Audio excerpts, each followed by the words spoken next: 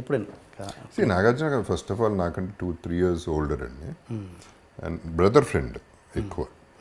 So suggestion అనేది అలా అంతవరకు ఎప్పుడు డిస్కషన్స్ అలా ప్రొడక్షన్లో చేశా. కానీ ఒకటి ఏంటంటే 100% నేను నిజం చెప్పాలంటే 2 రోజులకు ఒకసారైనా నాగార్జున తలుచుకుంటా.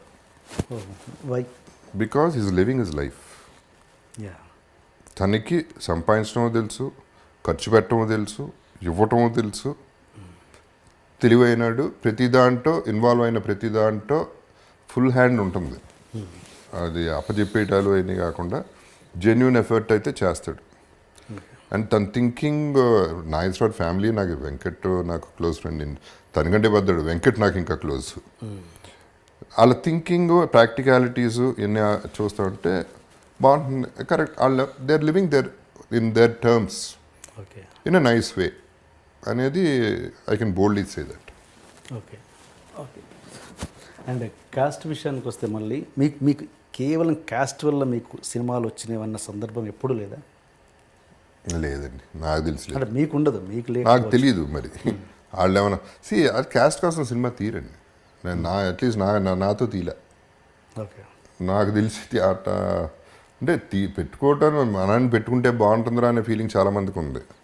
కానీ పెట్టుకుంటే డబ్బులు పోతాయిరా అనేది ఒక ఫీలింగ్ కూడా ఉంది. సో ఫైనలీ డబ్బులే గెలుస్తాయి, క్యాషే గెలుస్తుంది, క్యాస్ట్ గెలవదు ఇక్కడ. సో అది నాకు తెలిసి క్యాస్ట్ అదైతే ఎప్పుడో I would still been a hero or probably I would been better అప్పుడే. నేను నా క్యాస్ట్ అది క్లారిటీ వస్తున్నా. బేసిక్ క్యాస్ట్ గొడవ అది కూడా అండి. I'm nobody to say caste నమ్మద్దు అనేది నేను ఎప్పుడూ అంటలేదండి. నేను అనేది don't go to the level of murders, don't go to the level of electing your prime ministers and chief ministers.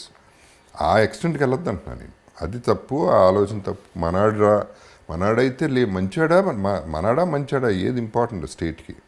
మంచాడు కావాలి స్టేట్ని రూల్ చేయాలంటే. మనాడు మంచాడా వాళ్ళ రూల్ ఏంటి? So that is what my feeling is that అసలు ఫస్ట్ ఆఫ్ ఆల్ ఎందుకు why R B separating అంటున్నాను. నాకు ఇప్పటికీ Andhra Telangana separate అవ్వడం ఇష్టం లేదు. నాకు ఇప్పటికీ వరల్డ్ వార్లు ఎందుకు జరుగుతాయో తెలియదు. ఎందుకు కొట్టుకుని మనం చంపుకోవటం ఏంటి, మనుషులు చంపుకోవటం ఏంటి అనేది నాకు అర్థం కాదు అసలు ఆ కాన్సెప్టే.